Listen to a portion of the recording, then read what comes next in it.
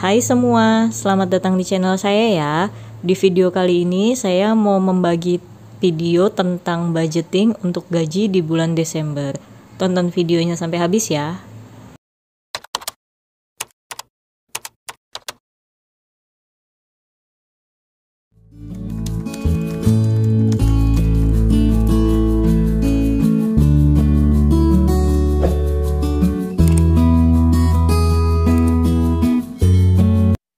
Sebelum masuk ke budgeting Desember, saya mau kasih review dulu budgeting saya yang November. Untuk pengeluaran saya apa aja di bulan November dan sisanya ada berapa.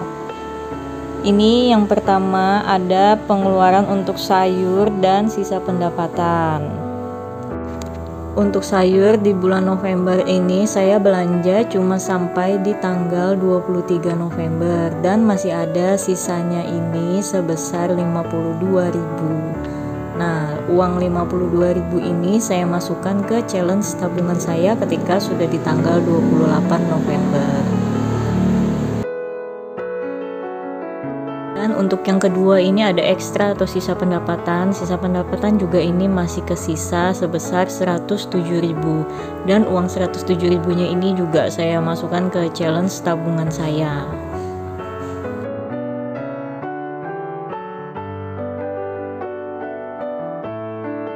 Nah, sekarang lanjut kita buat untuk budgeting di bulan Desember 2020. Untuk yang pertama seperti biasa saya tulis bulannya dulu, Desember 2020.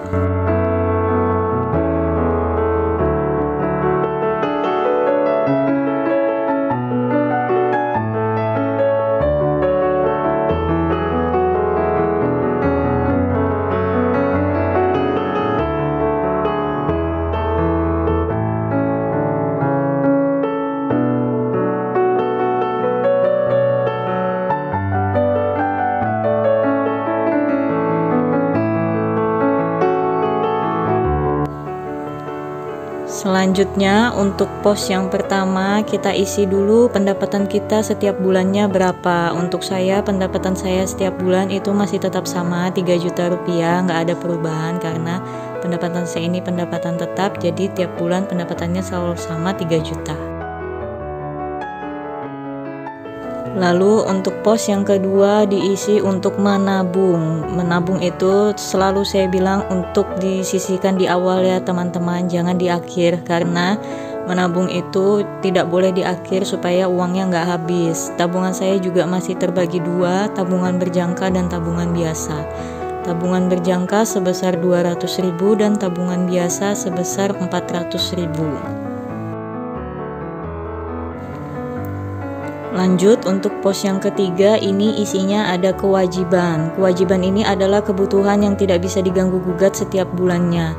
Kewajiban saya di bulan ini untuk yang pertama masih tetap sama untuk kos, yang kedua untuk mama, yang ketiga untuk listrik di rumah orang tua saya, dan yang keempat voucher listrik kos. Kos saya di sini sebesar 850.000, untuk mama sebesar 300.000, listrik rumah 300.000 dan listrik kos 100.000. Jadi total kewajiban saya di sini ada 1.550.000. Lanjut untuk pos yang keempat itu ada kebutuhan. Kebutuhan ini menyesuaikan setiap bulannya yang bisa berubah-ubah ya teman-teman. Untuk di sini yang pertama ada belanja bulanan, yang kedua kuota, yang ketiga bensin, dan yang keempat ada sayur. Belanja bulanan di sini saya budgetkan sebesar 150.000, kuota sebesar 50.000, bensin 80.000 dan sayur sebesar 350.000. Dan untuk pos yang terakhir itu ada sisa pendapatan. Sisa pendapatan ini adalah sisa uang setelah kita menyisihkan kewajiban, menabung juga kebutuhan. Dan sisa pendapatan saya di bulan ini ada sebesar 220.000. Sisa pendapatan inilah yang bebas dipakai untuk apa aja ya teman-teman. Boleh kita pakai jajan atau buat beli sesuatu yang memang kita inginkan. Teman-teman, alangkah baiknya kalau sisa pendapatan ini kita pakai dengan bijak ya, jangan terlalu boros, karena kalau memang kita boros mungkin baru gajian udah langsung habis uang 200.000 itu. Jadi anggaplah uang sisa pendapatan ini uang pegangan kita atau uang jaga-jaga kita kalau memang kemungkinan ada kebutuhan mendadak lainnya yang di luar budgeting. Sebetulnya nggak apa-apa kalau kita mau pakai uang sisa pendapatan ini buat jajan, tapi jajan yang sekiranya tidak langsung sekali beli langsung habis atau berapa kali beli aja habis. Memang betul kita punya uang di tabungan biasa yang bisa dipakai untuk keadaan yang urgent, tapi kan lebih baik kalau uang di tabungan biasa itu nggak kita ganggu gugat, jadi uang tabungan kita itu banyak tetap. Jadi yang kita gunakan cukup uang sisa pendapatan aja kalau memang ada kebutuhan mendesak. Selama kebutuhan mendesak yang nggak lebih banyak dari uang sisa pendapatan kita, selama masih bisa ditalangin pakai uang sisa pendapatan, mending pakai uang itu ya teman-teman buat kita pakai untuk kebutuhan mendadak di luar budgeting kita ini.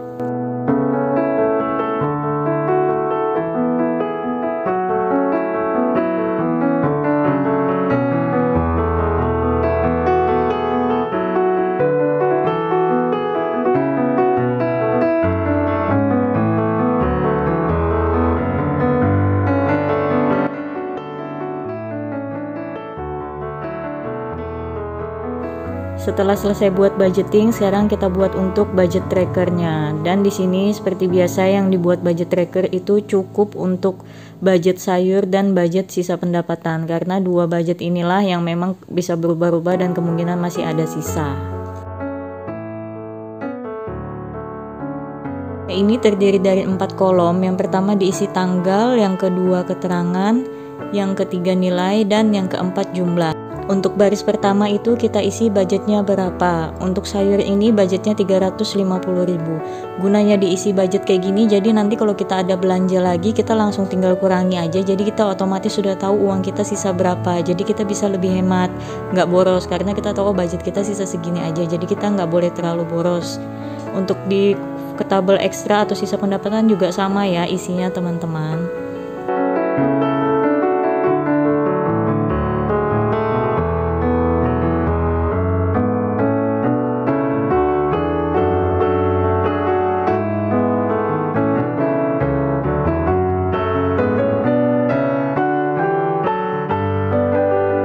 Budgeting dan budget trackernya, sekarang lanjut kita masukkan uangnya ke dalam amplop-amplop sesuai dengan posnya masing-masing. Uangnya ini udah saya tukar dengan uang-uang kecil ya, supaya bisa pas dimasukkan sesuai dengan amplopnya. Dan teman-teman yang saya ambil juga masih sama untuk uang kebutuhan aja, karena uang kebutuhan ini yang memang pembayarannya saya nggak lewat transfer, saya beli langsung. Dan kalau uang kewajiban seperti bayar listrik itu saya bayarnya lewat e-commerce supaya ada cashback, supaya ada diskon, jadi saya bisa lebih mengurangi biayanya dari bulan-bulan sebelumnya.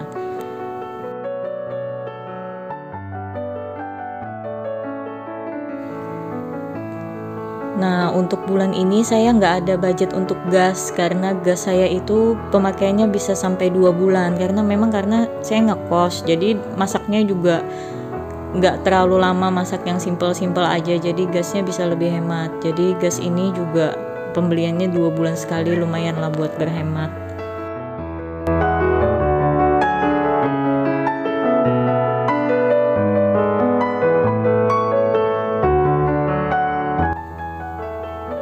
Jadi ini udah lengkap ya teman-teman, mulai dari bensin, kuota, sayur, ekstra atau sisa pendapatan dan belanja bulanan. Oh ya, untuk sisa pendapatan juga saya ambil uangnya cash dan saya masukkan ke dompet itu cuma 50.000. Jadi satu minggu saya bawa uang cuma 50.000. Saya nggak masukkan semua ke dalam dompet supaya saya nggak merasa kaya. Kalau saya ngeliat uang saya ada 220.000, pasti saya belanjanya juga lebih boros. Kalau uang 50.000 pasti saya mau belanja macam-macam, belanja yang nggak penting jadi lebih mikir. Jadi saya masukannya selalu kayak gitu, uangnya cuma 50.000. Kenapa uang sisa pendapatan ini nggak saya taruh di ATM aja? Saya selama masa pandemi ini bener-bener ngurangin banget ke ATM, karena kayaknya ke ATM itu ngeri banget. Jadi saya kalau bisa sebulan itu cukup 1 kali lah ke ATM, selebihnya saya cukup pakai m-banking aja kalau memang mau bayar-bayar.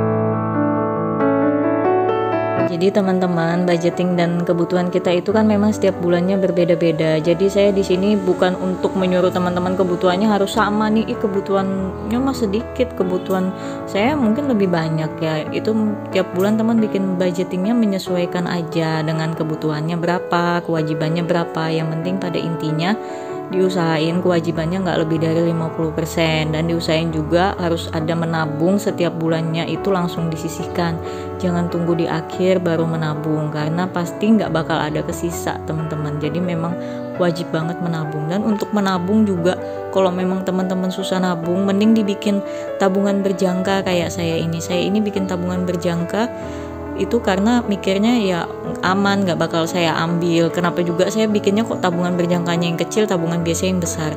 Saya mikirnya yang 200.000 itu saya pasti bisa sisihin setiap bulan. Kenapa bukan 400.000? Karena mungkin saya nggak selalu bisa kalau 400.000 setiap bulan, daripada nanti saya baru setengah jalan uangnya saya nggak bisa nabung, akhirnya malah kena penalti. Lebih baik saya biarin aja nabung 200.000, nggak apa-apa, yang penting bisa saya selesaikan sesuai dengan jangkanya, uangnya bakal aman, nggak bakal kepake. Semoga video ini bermanfaat buat teman-teman semua ya. Jangan lupa subscribe, share, like, dan komen video ini. Sampai jumpa.